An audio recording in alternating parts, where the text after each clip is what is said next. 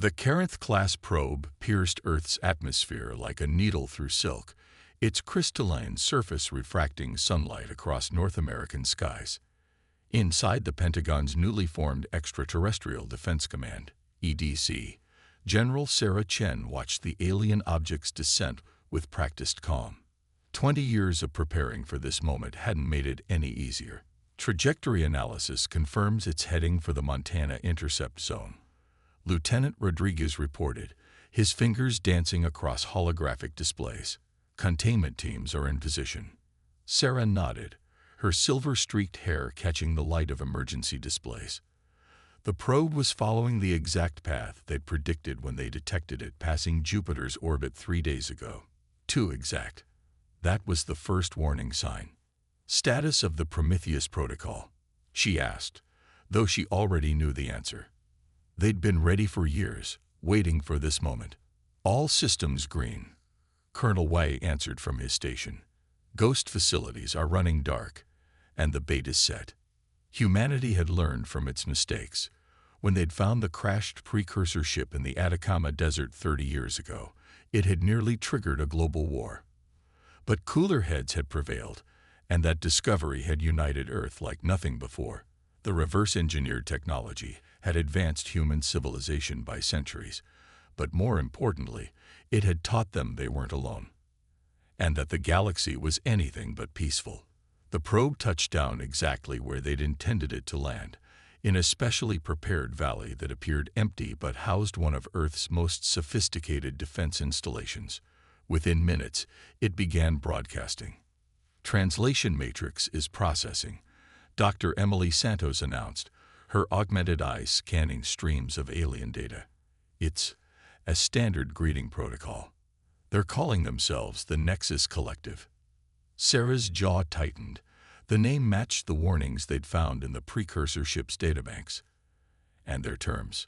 Emily's face paled as she read. They're offering to elevate us, to join their collective as a resource species. They say it's non-negotiable. The room fell silent. Everyone present knew what that meant. The precursor records had been explicit about the collective's version of elevation. Systematic exploitation of younger species, harvesting their resources and labor under the guise of uplifting them. Send response pattern alpha, Sarah ordered. Let's see how they react to a species that's not as primitive as they assumed. The message they transmitted back was elegant in its simplicity. A complete breakdown of the probe's technical specifications, including 3 critical vulnerabilities in its design that Earth's scientists had identified within minutes of its landing. Attached was a single sentence: "Your technology is outdated." The probe's response was immediate and violent. It attempted to self-destruct, but the containment field they'd developed using precursor tech held it intact. More importantly, its destruction sequence transmitted a burst of encrypted data toward deep space, exactly as they predicted it would. Message away, Colonel Wei confirmed. The collective took the bait. They'll think we're just an upstart species with stolen tech, not a threat worth taking seriously. Sarah allowed herself a grim smile. That assumption would cost them dearly. Earth hadn't just reverse-engineered precursor technology. They'd improved upon it, guided by humanity's unique talent for innovation and warfare. The ghost facilities Colonel Wei had mentioned housed fleets of ships that combined precursor tech with human ingenuity in ways the stagnant collective could never imagine. How long until they respond? She asked. Based on the probe's transmission strength, their nearest fleet is about 3 months out, Rodriguez answered. They'll come in force, thinking they're dealing with scavengers who got lucky. Sarah turned to face her team, each member representing humanity's finest minds and strongest defenders. Then we have 3 months to prepare our surprise. Initiate Operation Longbow. Let's show the collective why you should never underestimate a species that evolved as both predator and prey. As alerts began sounding throughout the underground facility, Sarah thought about the message they'd found burned into the precursor ship's core. Beware the species that learns to merge wisdom with war. At the time, they hadn't understood if it was a warning about humanity or advice for them. Now they would prove it was both. Defense installations around the globe began powering up, their precursor human hybrid technology humming to life. In underground bases and orbital platforms, soldiers and pilots ran final checks on weapons and vessels that would redefine galactic warfare. Earth had spent 3 decades preparing for this moment, and the collective had no idea what was coming. The first contact humanity had dreamed of might have turned into a nightmare, but they were ready. The galaxy was about to learn that humans didn't just survive. They evolved. And the Nexus Collective's arrival wouldn't mark Earth's end. It would mark their beginning. 3 months passed like a countdown to inevitable war. In the depths of the Lunar Defense Station, Commander Maya Patel watched the quantum sensors light up as the Collective's fleet dropped out of hyperspace. She'd expected their numbers to be overwhelming. She hadn't expected them to be so predictable. 17 capital ships, 42 support vessels, her AI assistant Nova reported, its holographic form casting a blue glow across the command center. They're arranging themselves in standard collective invasion formation, just as the precursor data suggested they would. Maya studied the tactical display, noting how the alien ships positioned themselves in a perfect hierarchical pattern. The collective's rigid organizational structure was about to become their greatest weakness. Status of Operation Longbow, she asked, watching as the enemy fleet began their approach toward Earth.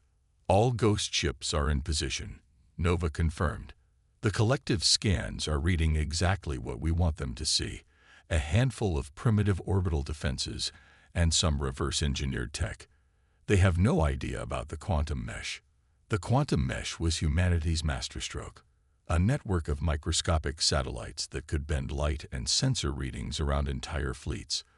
Right now, 90% of Earth's true defensive capabilities were invisible to the collective scanners. A transmission cut through space, broadcasting on all frequencies. The collective's message was exactly what they'd expected: surrender or face extinction. But something in their tone had changed since the probe's visit. They sounded almost eager, like predators who'd found particularly interesting prey. They're launching their first wave, Nova announced. Atmospheric insertion vehicles. Standard collective protocol. They'll try to take our major cities first. Maya allowed herself a small smile. Initiate defense pattern echo. Let's show them why humanity never developed just one way to fight. Across Earth's surface, hidden installations powered up. The primitive defenses the collective could see fired off token resistance, playing their part perfectly. The invading ships pressed forward, exactly as planned. Then humanity revealed their first surprise. The quantum mesh rippled, and suddenly the attackers found themselves surrounded. Ships that seemed to materialize from nowhere appeared on their flanks, but these weren't standard vessels of war. Each one was different, a unique blend of precursor technology and human innovation. Eagle Squadron, you have permission to engage, Maya commanded. Show them what happens when you let humans redesign your technology. The Earth ships moved in ways that defied conventional space combat doctrine. Where collective vessels relied on brute force and overwhelming firepower, humanity's ships danced through space like schools of fish, each one adapting its tactics in real time. The first wave of collective attackers didn't even have time to report back to their fleet. Quantum-tipped missiles phased through their shields as if they weren't there. Gravity lances, weapons the collective had deemed too unpredictable to use, twisted space itself around their targets. They're responding exactly as the simulations predicted, Nova reported as the main collective fleet scrambled to react. Their command structure is trying to adapt, but they can't issue orders fast enough. That was the hidden edge humanity had counted on. While the collective relied on rigid hierarchies and predetermined battle plans, Earth's forces operated on a doctrine of controlled chaos. Each ship captain had full autonomy to adapt and innovate within the broader strategic framework. Second wave incoming, Nova announced. They're adjusting their shields to counter our quantum weapons. Good, Maya said, watching as the battle unfolded. Time to show them why fighting humans means fighting an endless series of surprises. Initiate Phase 2. Around the Earth, more hidden weapons platforms revealed themselves. But these weren't just copying precursor designs. They represented humanity's unique approach to warfare. Solar collectors transformed into energy weapons, automated repair drones swarmed like insects to protect larger ships, and experimental tech that the collective had dismissed as too risky proved devastatingly effective in human hands. The collective's formation began to break apart as they struggled to counter attacks coming from weapons and tactics their doctrine had never accounted for. Their attempts to adapt were too slow, too methodical, while Earth's forces continued to evolve their strategies in real time. Their flagship is requesting direct communication, Nova reported. Maya nodded. Put them through. Let's see if they're ready to learn why the precursors left that warning about us. The holographic image of the collective's commander appeared. A tall, crystalline being that seemed to radiate ancient authority. But there was something new in its faceted eyes. Uncertainty. You've hidden your true capabilities from us, it stated, its translated voice carrying notes of accusation. And was that fear? We learned from the precursor's mistake, Maya replied. They showed all their cards at once. Humanity prefers to keep a few surprises in reserve. She paused, letting her next words carry weight. And trust me, you haven't seen anything yet. The battle wasn't over. In fact, it was just beginning. But as Maya watched the collective fleet regroup, she knew they were starting to understand a fundamental truth about humanity. Give humans access to advanced technology, and they won't just use it. They'll reimagine it in ways its creators never dreamed possible. The real question was whether the collective would learn this lesson in time, or if they'd have to learn it the hard way. Either way, humanity was ready to teach them. The holographic display aboard the collective flagship, Eternal Dominion, rippled with confusion as Admiral XR Thull watched another formation of his ships dissolve into chaos. The humans weren't fighting like any species they'd encountered in 10,000 years of expansion. They weren't fighting like a civilization at all. They were fighting like an ecosystem. Impossible, he hissed through crystalline teeth. They're violating every principle of organized warfare. On his command deck, subordinates scrambled to make sense of human battle tactics that seemed to change with each passing moment. What had started as a simple subjugation was becoming a nightmare of adaptation and innovation.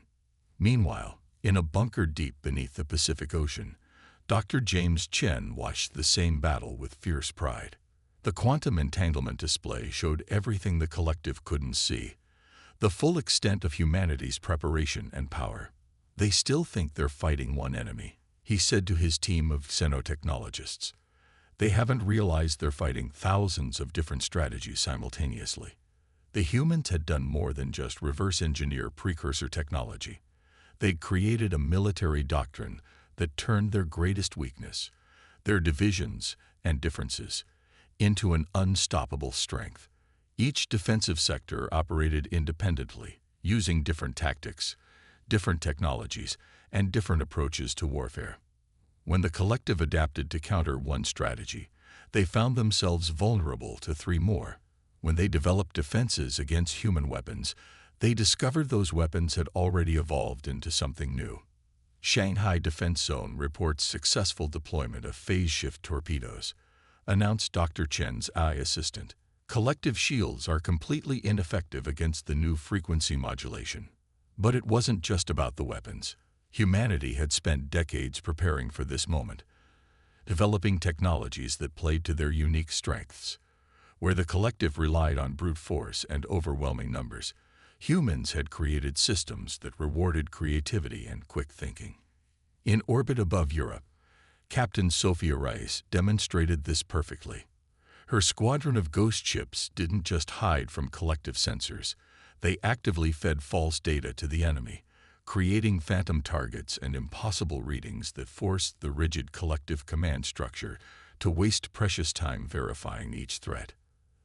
They're launching their third wave, Sophia reported back to command.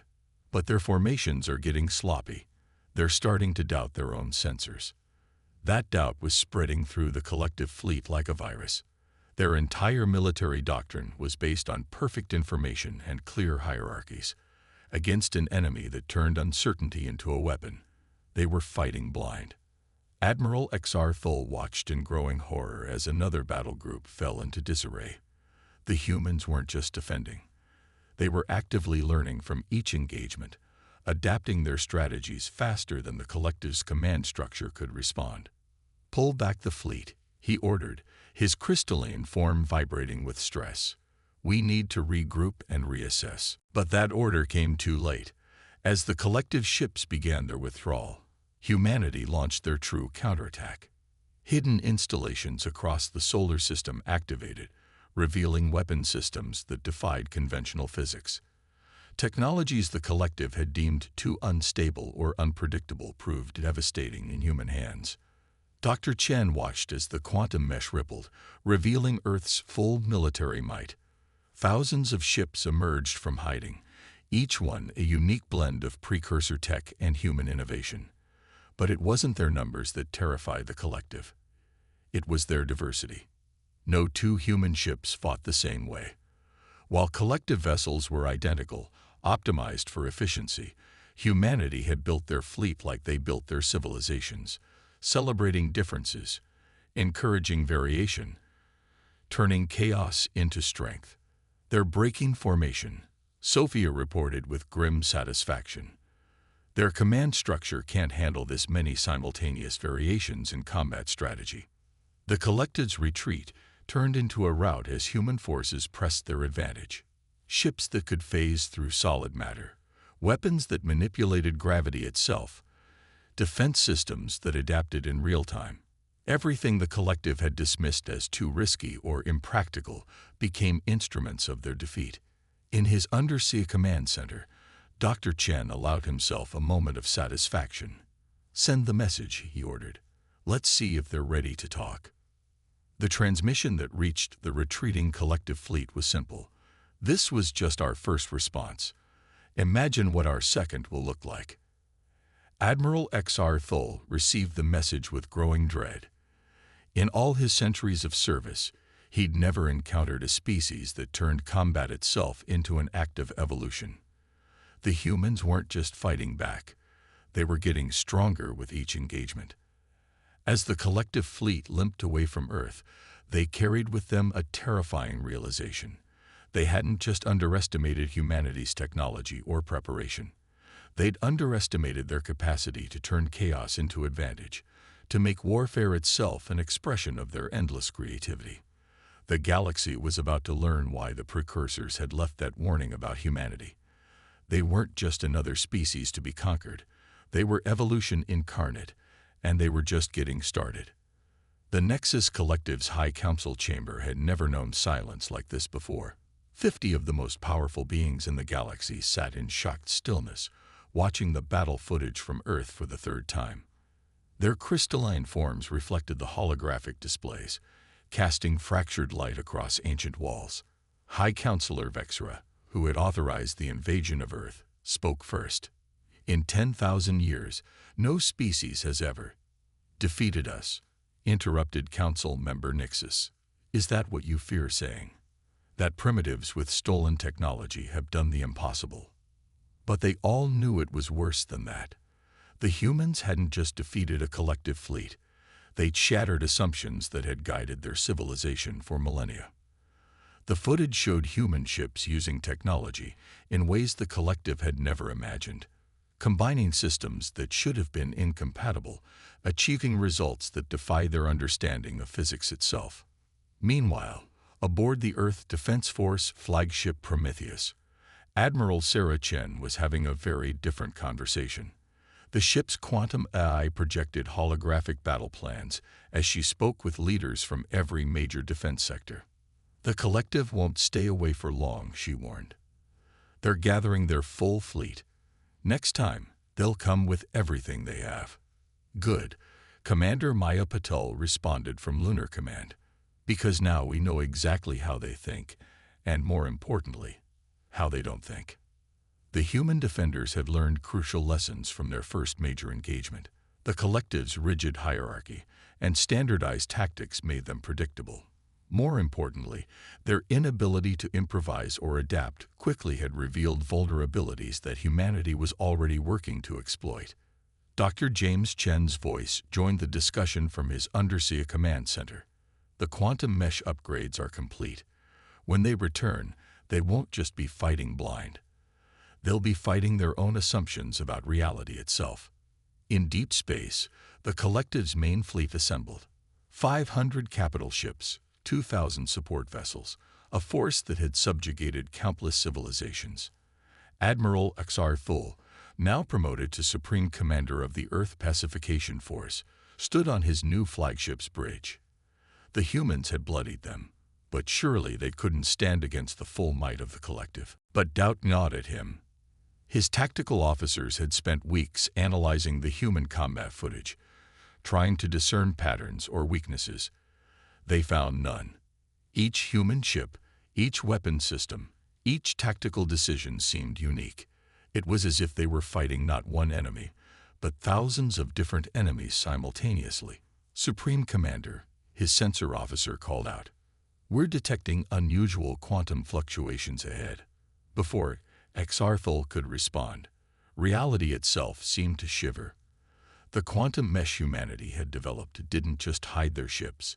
It rewrote the rules of space-time around them. Suddenly, the Collective fleet found itself fighting in an environment where their most basic assumptions about physics no longer applied.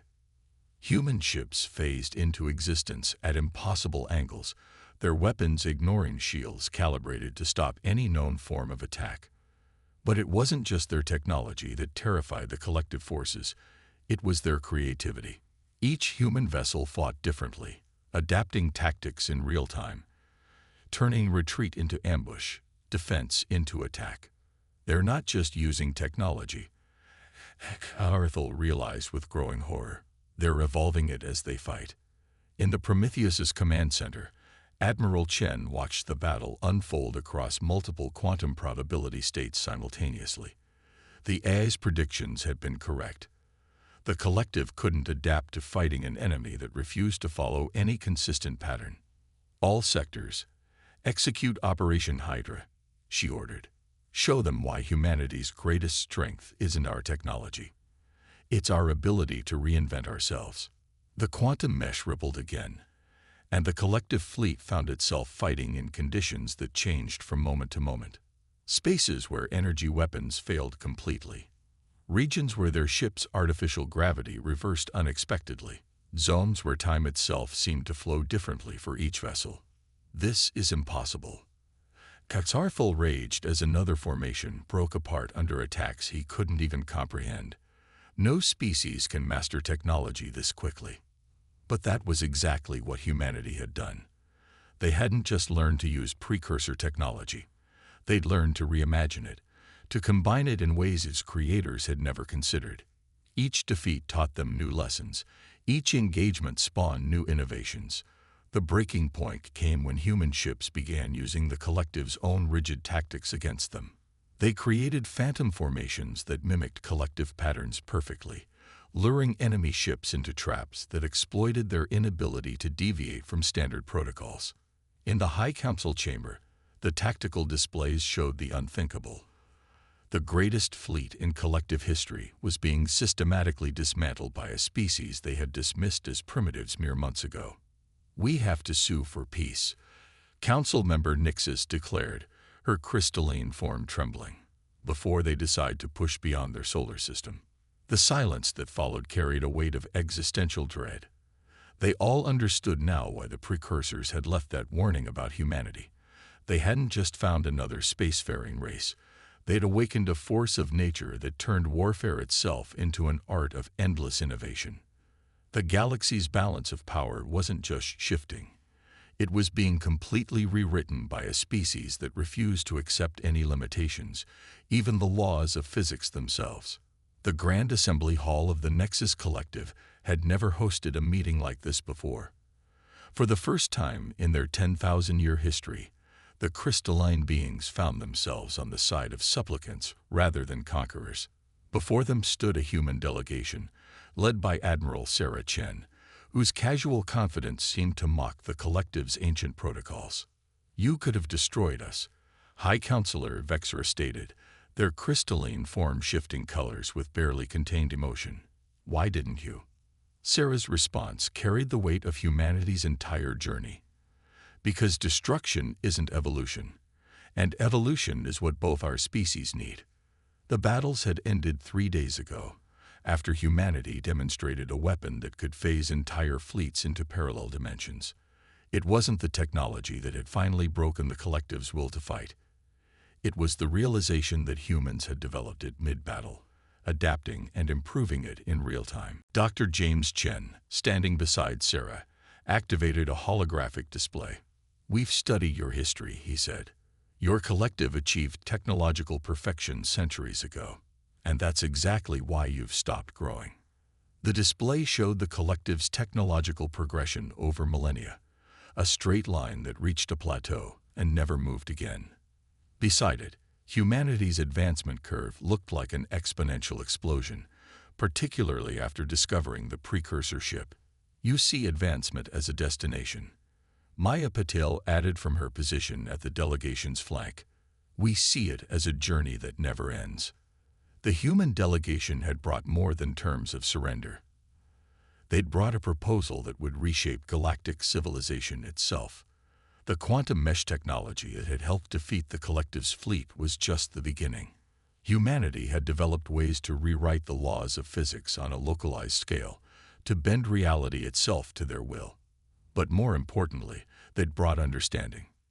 "Your civilization is dying," Sarah continued, her voice softening, "not from external threats, but from the very perfection you've achieved. You stopped adapting, stopped changing, stopped evolving. You turned the galaxy into a museum of your own achievements."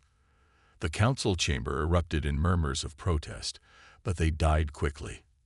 Every being present knew the truth in her words. The collective had spent millennia collecting species, technology, and knowledge, but they hadn't created anything truly new in centuries. "We're offering you a choice," Sarah declared.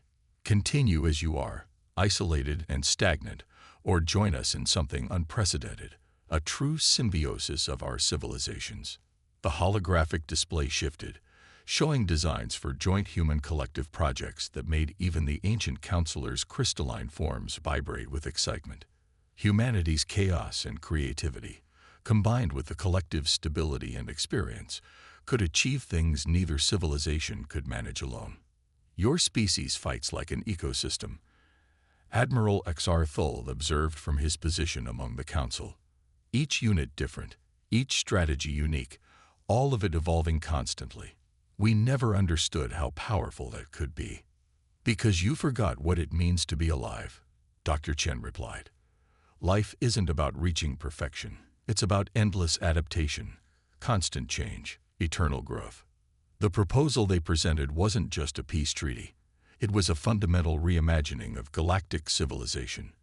Humanity would share their innovations, their methods of combining technologies in unprecedented ways. In return, the collective would share their vast knowledge of the galaxy and its history. But the real revolution was philosophical. Humanity had proven that true advancement never ended, that even the laws of physics themselves could be rewritten by those willing to imagine new possibilities. "The precursors left us a warning about your species," Vexra said finally. "We thought it was about your potential for destruction. Now we understand. It was about your potential for creation." Sarah smiled. "The precursors understood something you forgot. The most dangerous species in the galaxy isn't the one with the most powerful weapons. It's the one that never stops evolving."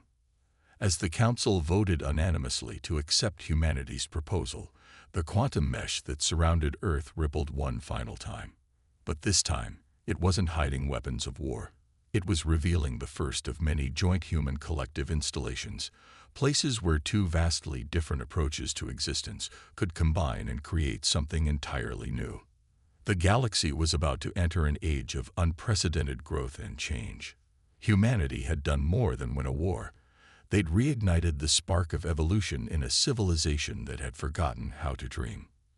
And somewhere, in the vast darkness between the stars, the precursor's warning continued to pulse its message to any who might find it. Beware the species that never stops becoming more than they are. For humanity, that warning wasn't a caution. It was a promise.